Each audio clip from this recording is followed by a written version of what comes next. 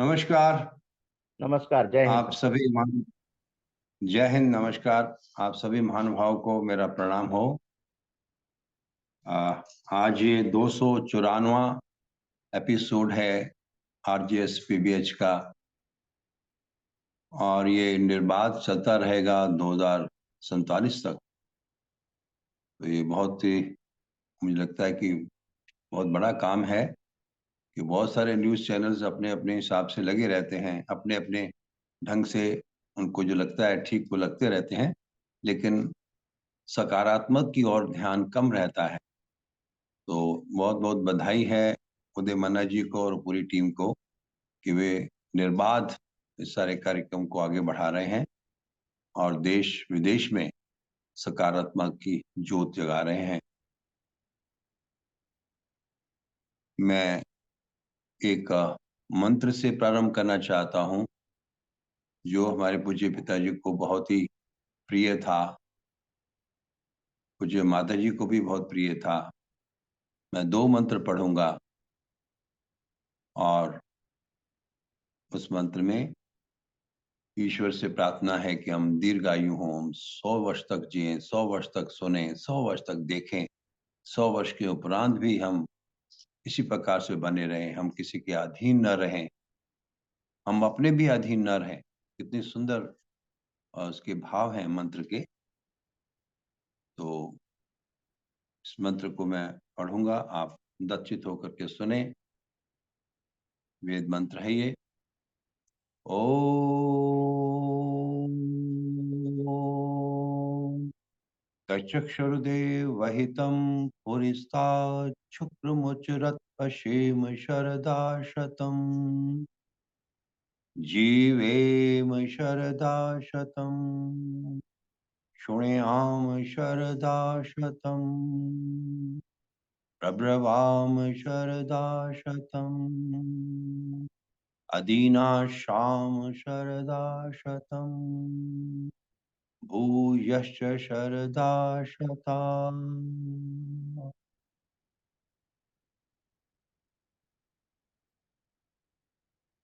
तो इस मंत्र में हमने जो प्रार्थना की है वो मैंने बताया कि 100 वर्ष तक मैं सुनूं, 100 वर्ष तक मैं देखूं, 100 वर्ष तक, है ना, मैं किसी के अधीन न रहूं, मेरे सब नैन प्राण ठीक रहें, मैं स्वस्थ रहूं, और 100 वर्ष के उपरांत भी उम्र मिले तो मैं इसी प्रकार से जिंदा रहूं, इसी प्रकार से खुश रहूं और प्रभु के गुणगान गाता।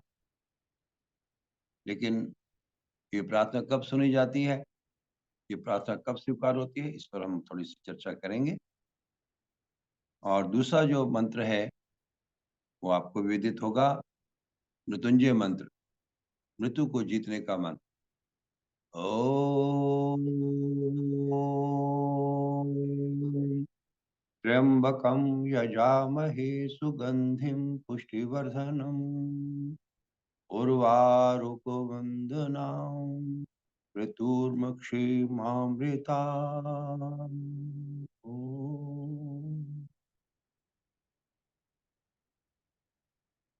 इसे मृत्युंजय मंत्र भी कहते हैं और इसे माता जी को भी बहुत प्रिय था। पूज्य माता जी रोज जज करती थी हमारे साथ में, और रोज इस मंत्र को दोहराया जाता था। और इस मंत्र का भाव भी बड़ा सुंदर है कि प्रभु, मैं जब भी इस संसार से विदा होने लगूं, जब इस संसार से मैं जाने लगूं, तो मेरी स्थिति कैसी हो, तो मेरी कैसी स्थिति हो, मेरी मेरी स्थिति ऐसी हो जैसे खरबूजा पक करके बेल से अपने आप अलग हो जाता है। तो मेरा कोई कष्ट न रहे मुझे जाते समय, मैं जब इस संसार से विदा हूं तो मुझे कोई कष्ट ना हो, क्योंकि मैंने अपना काम पूरा कर लिया हो, जिससे जो लेना है ले लिया, जिसको देना देना था दे दिया। अब मैं बिल्कुल मुक्त होकर के इस संसार से विदा हूं। ऐसी मेरी मेरी मेरी इच्छा है, ऐसी मेरी चाहना है। तो मैं समझता हूँ कि हम स्वस्थ रहने के लिए, यदि हम ऐसा सोचेंगे कि हम कैसे स्वस्थ रहें, तो जब तक हमारा मन अच्छा नहीं होता, हमारा तन अच्छा नहीं हो सकता। ये बात मुझे गोदी में, माता-पिता की गोदी में समझ आने लगी थी, क्योंकि मेरे पूज्य पिताजी सुबह 3 बजे उठ कर के ये अपना जप करते थे गायत्री मंत्र का, और करीब 6 बजे, साढ़े 6 बजे सूर्य जब उदय होने लगता था तब यज्ञ करते थे। तो मैंने सालों साल पिताजी की गोदी में बैठ कर के यज्ञ किया है। पूज्य माताजी सारी व्यवस्था करती थी और सारा कार्यक्रम आगे चलता रहा। तो मैं परिवार में सबसे छोटा होने के कारण मुझे पिताजी का बहुत स्नेह मिला, सब बड़ों का स्नेह मिला, पिताजी का विशेष स्नेह मिला। और पूज्य पिताजी हमारे बहुत ही आस्थावादी और बहुत ही ईश्वर में विश्वास रखने वाले, बहुत ही नेक, बहुत ही साफ दिल, बहुत ही ईमानदार, बहुत ही कमाल का व्यक्तित्व था उनका। मेरे जीवन पर उनका बहुत बड़ा प्रभाव ये पड़ा कि मैं हमेशा उनके प्रति मेरी कृतज्ञता कभी भी समाप्त नहीं हो पाई। ऐसा हमारे गुरुजी कहते थे कि ऋण है, पितृ ऋण, मातृ ऋण, है ना? देव ऋण। लेकिन जब मैं विद्या में आया, जीवन विद्या को मैंने समझा, तो मालूम पड़ा कि ऋण को तो ऋण ऋण हो सकते हैं, ऋण से तो मुक्त हो सकते हैं, लेकिन कृतज्ञता एक ऐसा भाव है, जो आप हमेशा-हमेशा अपने मन में संजो के रखते हैं, अपने बड़ों के प्रति, जिनके प्रति आपकी श्रद्धा है। तो मैं पूज्य माताजी, पूज्य पिताजी के प्रति कृतज्ञ हूँ और हमेशा रहूँगा, और इसमें ऋण होने वाली कोई बात नहीं है। ऋण में तो दबाव होता है ऋण होने का, लेकिन कृतज्ञता में हमेशा भाव होता है, पूजनीय भाव होता है, श्रद्धा का भाव होता है, गौरव का भाव होता है।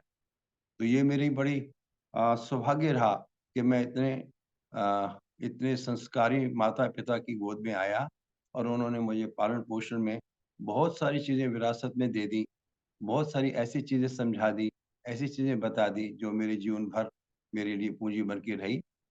उनकी शराफ़त, उनकी उनकी ईमानदारी, उनकी नेक नीति, उनका उनका काम करने का ढंग, उनका मेहनत करने का ढंग, मैं कभी भी विस्मरण नहीं कर पाता हूँ, मैं हमेशा याद रखता हूँ।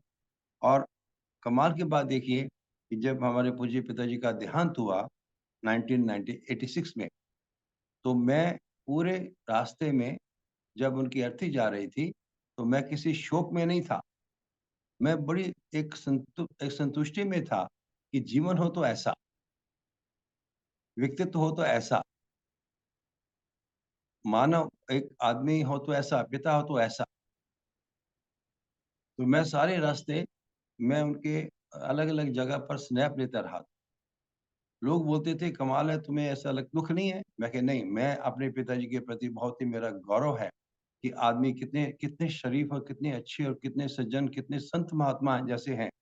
क्योंकि मेरे पूज्य पिताजी ने करीब-करीब 60 वर्ष की आयु में वानप्रस्थ ले लिया था, और वो कुटिया में रहते थे, वैदिक भक्ति साधन आश्रम रोहतक में। और मैं अक्सर कुटिया में जाकर के उनकी उनकी सेवा करता था, उनको मिलता था। और पिताजी हमारे बड़ी कृपा करते थे कि मेरे मित्र जैसे थे।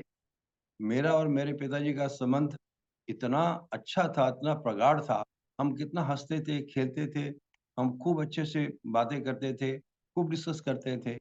और मैं कई सारे प्रश्न पूछता था पिताजी से, और जो उनको पता होता था बताते थे, और जो उनको पता नहीं था, तो उन्होंने कहा कि बेटा आप बड़े होकर के खुद ही ढूँढना, मुझे इससे ज़्यादा पता नहीं है। तो ये बात मैं कभी नहीं भूल पाऊँगा कि उन्होंने मेरे प्रश्न को, जिज्ञासाओं को कुचला नहीं, रोका नहीं, बल्कि उसे बढ़ाने के लिए मुझे प्रेरणा दी। मैं हमेशा पूज्य पिताजी का कृतज्ञ रहूँगा। और पूज्य माताजी का तो क्या कहना है, मैं समझता हूँ कि वो पूज्य माताजी हमारी 99 वर्ष और 12 दिन जी के गई हैं। और हमारा ये सौभाग्य रहा कि माताजी, पिताजी, हम चारों भाई में से सबसे ज़्यादा हमारे पास रहे। उन्होंने हमारे पास रहे, यानी हमें आशीर्वाद मिलती रही, उनका सेवा करने का मौका मिलता रहा। और पूज्य माताजी 78 वर्ष की आयु में, जैसे मैंने बताया भी था, उदय मन्ना जी भी आए थे, मिले थे, काफ़ी सारे और लोग भी मिले थे। जब वो पूज्य माताजी 78 वर्ष की आयु में उन्होंने योगाभ्यास सीखा। 78 वर्ष की आयु में योगाभ्यास सीखा। 1 सप्ताह मैंने उनको योगाभ्यास सिखाया था। माताजी ऐसे-ऐसे अभ्यास कीजिएगा, आपको बहुत अच्छा लगेगा, आप बिल्कुल स्वस्थ हो जाओगे। माता जी ने इतनी कृपा की, मैं समझता हूँ इससे बड़ा पुरस्कार मेरे लिए क्या हो सकता है कि पूज्य माता जी ने 21 वर्ष लगातार अभ्यास किया और वो 99 वर्ष और 12 दिन जीकर गईं और बड़ी तृप्ति से गईं, बहुत अच्छे से गईं। अच्छा सुनती थी, अच्छा देखती थी, अच्छा बोलती थी, कोई प्रॉब्लम नहीं थी। लास्ट 1-2 महीने उनका प्रॉब्लम थोड़ा-सा हुआ कि उनको अ, अम, सोडियम कम होने से उनको बेहोशी सी हो गई, लेकिन उनका अभ्यास 1.5 घंटा रोज़ लगातार करते थे और आस-पास के लोग सब देख कर के हैरान होते थे कि इतनी बुज़ुर्ग होने के बावजूद भी क्या कमाल कर रही है, कितना अच्छा अभ्यास कर रही है, कितना लंबा गहरा साँस भर कर के कितनी देर तक अभ्यास कर पाती है। तो ये अपने आप में बहुत अ, प्रेरणादायक रहा सबके लिए और पूज्य माताजी बड़ी हमारी सिद्धस्थ थी, अपने काम में कार्यकुशल थी, बहुत-बहुत बच्चों को प्यार देती रही, सबको पूरा-पूरा बुज़ुर्ग मुझे लगता है कि बड़े खुश लंबी आयु स्वस्थ तब रहते हैं जब बच्चे उनके खुश रहते हैं और बच्चे आपस में प्यार से रहते हैं। तो माता-पिता का एक स्वप्न होता है कि सभी बच्चे भाई-बहन अपने आपस में अच्छे से प्यार से रहें, ऐसा मैं समझता हूँ और मुझे लगता है कि अब ये जो एपिसोड है डेडिकेटेड है स्वास्थ्य के प्रति वैश्विक स्वास्थ्य कैसी हो उसमें सरकारें क्या करें? भई सरकारें जो करेंगी वो करेंगी और नहीं करेंगी तो नहीं करेंगी, कम करेंगी, ज़्यादा करेंगी, जो भी करेंगी। और मुझे लगता है कि हमारा अपना भी तो कुछ कर्तव्य बनता है कि नहीं बनता? कि हम अपना आप को ध्यान रखें, अपना ख़्याल रखें, ताकि हम कैसे स्वस्थ रहें, ये तो एक व्यक्तिगत हमारे लिए एक हमारी ड्यूटी भी है, हमारा कर्तव्य भी है, हमारा अधिकार भी है स्वस्थ रहना। हाँ, ये ठीक है कि जब हम अपना पूरा प्रयास करें अपने को स्वस्थ रखने का। उसके बाद यदि हमें कोई तकलीफ होती है, दिक्कतें होती हैं, तो हमारी परिचर्चा करने के लिए, हमारा ध्यान रखने के लिए या हमें कुछ दवा-दारू देने के लिए, भले वो आयुर्वेदिक हो, भले वो होम्योपैथिक हो, भले वो एलोपैथिक हो, कुछ भी क्यों ना हो, वो सारी जो स्वस्थ के मुझे लगता है जो हैं, वो उपलब्ध होनी चाहिए सुविधाएँ। ताकि किसी को तकलीफ हो तो वो उसका निजात जल्दी पा पाए, उसको उसको मिलना चाहिए।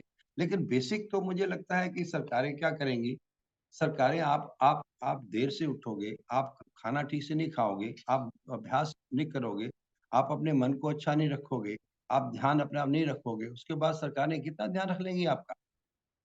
कौन ध्यान रख सकता है किसी का? कितना?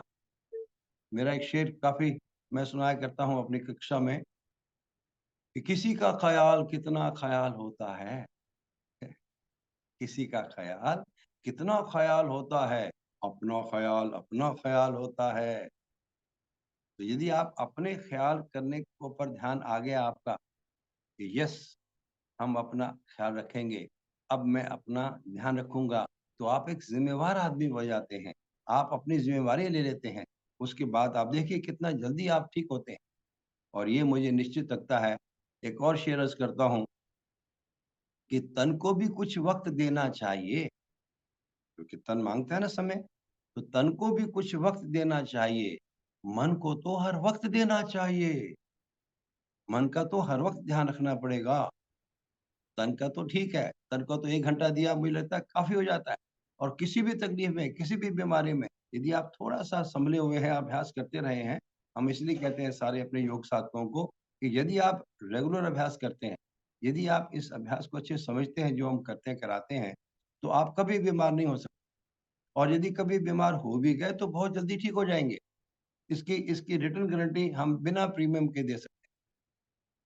तो ये देखिए ऐसा मुझे लगता है, मैं भी काफ़ी सारी बीमारियों में जूझा हूँ, उसके बाद मैं बेहतर हुआ हूँ। मुझे लगता है कि मैंने कई बार बीमार होके देखा है मैंने कई बार बीमार होके देखा है, हर बीमारी का इलाज होता है। आइए हम मिल कर के अपने ध्यान रखें, एक-दूसरे की मदद लें, एक-दूसरे का ध्यान रखें और मैं बहुत-बहुत सम्मानपूर्वक डॉक्टर राय और डॉक्टर चावला जी का अभिनंदन करता हूँ। आप पहले भी आ चुके हैं, आपका संबोधन पहले भी आरजेएस को मिलता रहा है, आप हमेशा एक काँधा देते रहे हैं अपना और मेरे ख़्याल में डॉक्टर अरुण कुमार पांडा, वो शायद पहली बार संबोधन देंगे आरजेएस फैमिली को। डॉक्टर साहब आप कुछ कह रहे थे? आप कुछ कहना चाह रहे थे? डॉक्टर राय?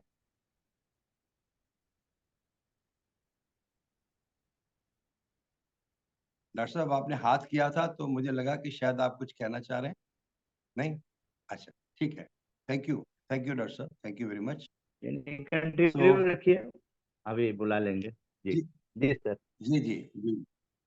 तो मैं इतना ही कहना चाहता हूँ कि हमें अपने पे ध्यान आ जाए। देखिए, जब मेरा ध्यान मेरे काम पर होता नहीं, सोचिए, जब हमारा ध्यान अपने काम पर होता नहीं, सोचने की बात है, फिर ध्यान होता है कहाँ? तो ध्यान उस समय कहाँ होता है? जो हम काम कर रहे होते हैं, तब हमारा ध्यान अपने काम पर नहीं होता है, तो ध्यान होता कहाँ है? और ध्यान होता किसके लिए है? ध्यान इसलिए होता है कि काम कुछ करें और ध्यान कहीं और रखें। तो मुझे ये लगता है कि यदि हम अपना ध्यान अपने पास रखते हैं, यदि मेरा मन मेरे साथ रहता है ना?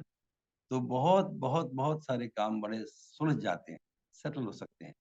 और जब मेरा ही मन मेरा कहना नहीं मानता, तो मेरा मेरा कहना कौन मानेगा?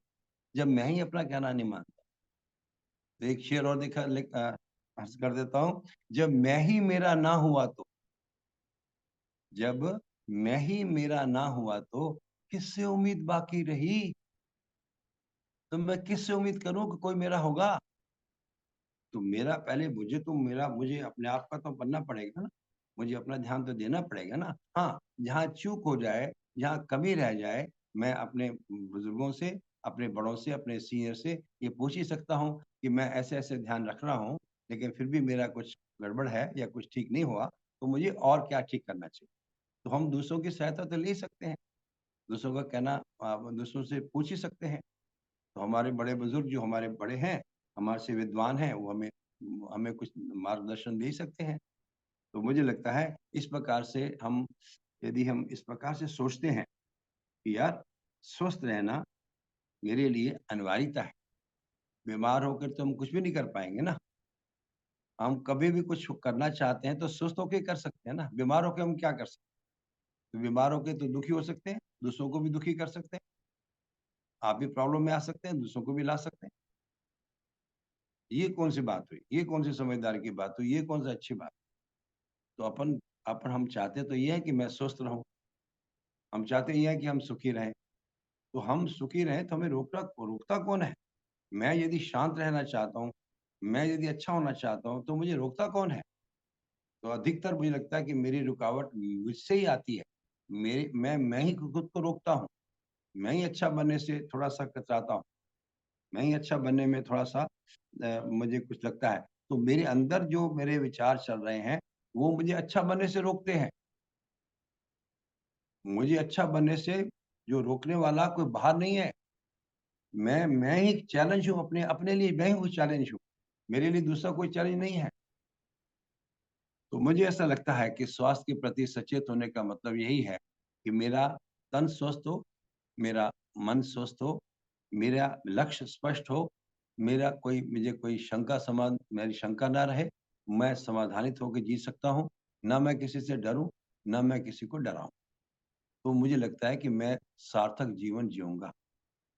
तो जब तक मुझे कोई कोई की खुशी मेरे अंदर है वो मैं ले पाता हूँ, तब मैं किसी से खुशी के लिए मुँह नहीं ताकता हूँ। मैं किसी को मुँह नहीं ताकता हूँ। मैं अपने आप में खुश हो जाता हूँ। मैं अपने आप में खुश रहता हूँ। खुश होकर के हम अच्छा ही करते हैं, सकारात्मक ही सोचेंगे, सकारात्मक ही करेंगे। ऐसा मेरा निवेदन।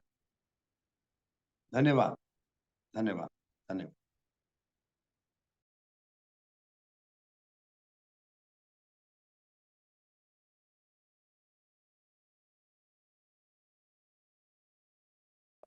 आप लोग जो के रोल को और एक पलड़े पर तौला है और बहुत ही अच्छा संबोधन रहा डॉक्टर अरुण कुमार पांडा जी का, डॉक्टर नरेश चावला जी का, डॉक्टर डी.आर. राय साहब का। लेकिन आज मैं फिर से कहूंगा कि आज हम लोग इसलिए ये चिंतन कर पाए कि हम लोग एक आचार्य प्रेम भाटिया जी जो जिनका जीवन ही, इनके संस्कार भी इनके पिताजी से मिले, जो जो मुनि बन गए, आनंद मुनि बन गए। और इनकी माता जी से मैं भी मिल चुका हूँ। 99 साल 12 दिन, 99 साल 12 दिन जो कि योग भी करती थी, 70 साल पे योग भी उनको करते देखा था मैंने, ओम भूर्भुवः स्वः करते देखा था 99 साल की उम्र में। तो आचार्य प्रेम भाटिया जी, इस कार्यक्रम का समापन करने के लिए, सभी को धन्यवाद देने के लिए और अपने एक दो कविताओं से इस कार्यक्रम की शोभा बढ़ाने के लिए मैं आपको सादर आमंत्रित करता हूँ। आचार्य प्रेम भाटिया जी, योगी कवि, जी। विश्व भारती योग आप संस्थान के संस्थापक। मैं सब महानुभावों की चर्चा सुन रहा था और बहुत ही महत्वपूर्ण और बड़े दिल से सारे सबने अपनी अपनी बात कही है।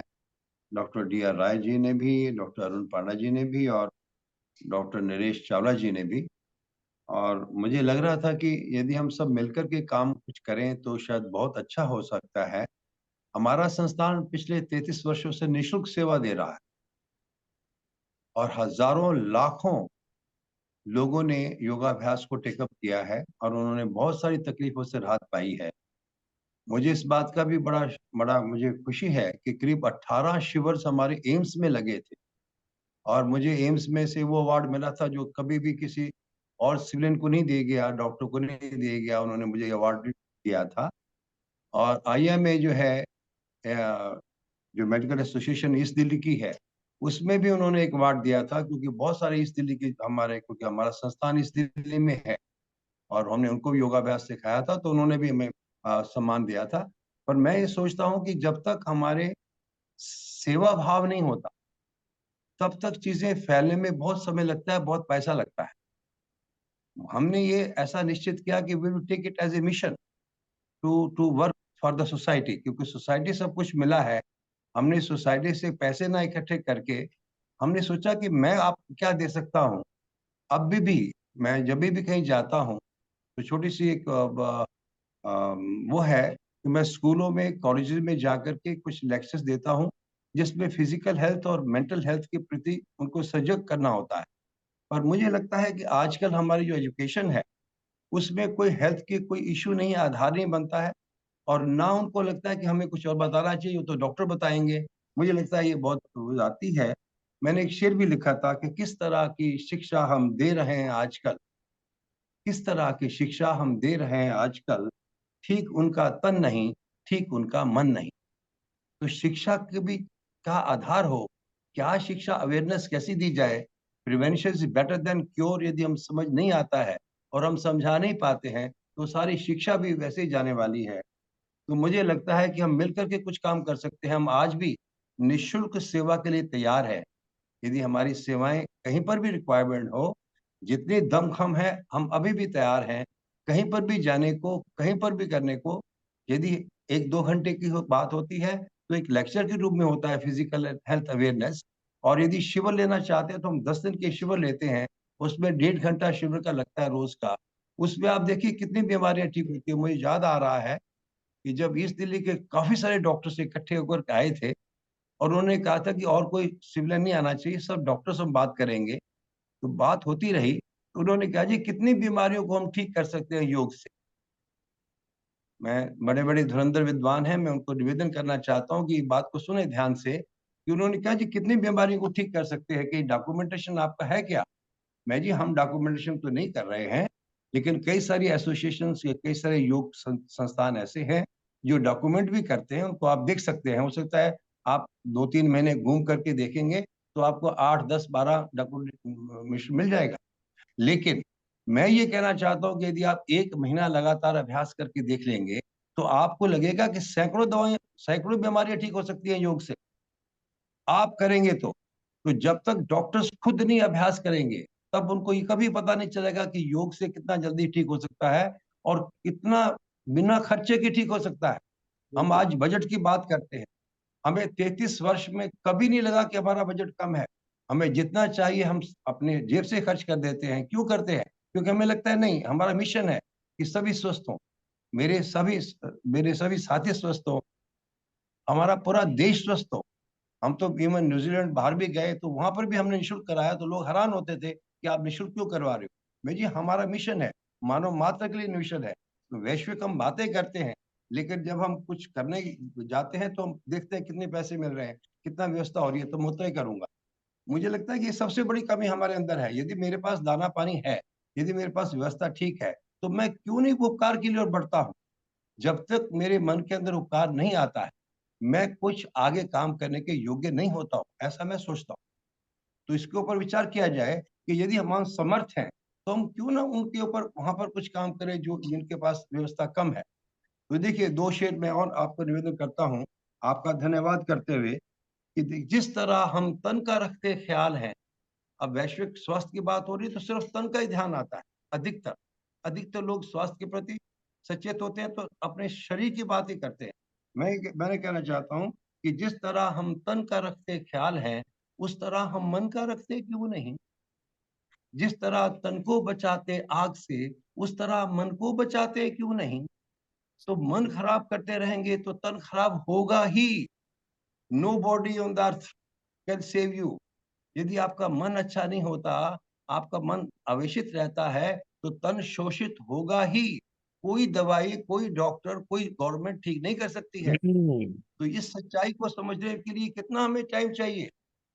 इस सत्य को समझने के लिए कितना टाइम चाहिए? आज भी मुझे लगता है कि जितने भी महारथी मित्र आते हैं, बड़े अच्छे-अच्छे लोग जैसे मन्ना जी बुलाते हैं, मैं चाहता हूँ कि मेरा साहित्य है, वो करीब 8-10 किताबें हैं। उसमें से 1-2 किताब भी यदि आप तक पहुँच जाए, तो उसको आप देख सकते हैं कि मैं कितने आराम से सिंपल-सिंपल चीज़ों से हम आराम से ठीक हो जाते हैं, ठीक कर सकते हैं।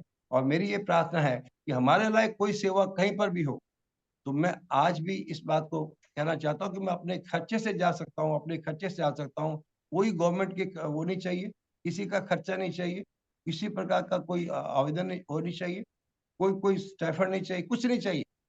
यदि हमारा सेवा के योग्य हम हैं, तो हमारा यदि ऐसा हो सकता है, तो मैं समझता हूँ इस माध्यम से मैं कहना चाह रहा हूँ कि हम जो कुछ भी कर सकते हैं, हमारा सौभाग्य बढ़ेगा। हम अपने सौभाग्य को बढ़ाने के लिए करते हैं। मैं किसी के लिए नहीं करता हूँ। मैं अपने लिए करता हूँ कि मुझे लगता है कि मेरा मेरा मेरा ज़िम्मेवारी है कि मैं कुछ और अच्छा कर पाऊँ, ये देश के लिए। देश पर मुझे गर्व है। मेरे देश पर, मेरे मेरे राष्ट्र पर, मेरे सारे सरकार पर मुझे गर्व है। लेकिन मेरे सरकार को मुझ पे भी गर्व हो सके। मैं कुछ ऐसा कर पाऊँ कि सरकार को, देश को मुझ पे भी गर्व हो सके। इसीलिए एक सकारात्मक सोच के साथ हम चल रहे हैं और मैं बहुत-बहुत आभार प्रकट करना चाहता हूँ कि आपने समय निकाला और बहुत अच्छी हमें चर्चा की आपने और बहुत सारी इनसाइट दी। आप इसी प्रकार हमें सब मार्गदर्शन देते रहेंगे और हमसे थोड़ा बहुत सहयोग जो चाहिए हो, वो हमेशा लेते रहेंगे। इन्हीं शब्दों के साथ मैं सभी अ, आगंतुक का, सभी अतिथियों का नमस्कार करना चाहता हूँ, धन्यवाद करना चाहता हूँ और सभी उन लोगों का भी जो इस चर्चा को सुन रहे हैं और आगे भी बढ़ते रहेंगे। बहुत-बहुत शुक्रिया, बहुत-बहुत धन्यवाद, बहुत-बहुत शुक्रिया।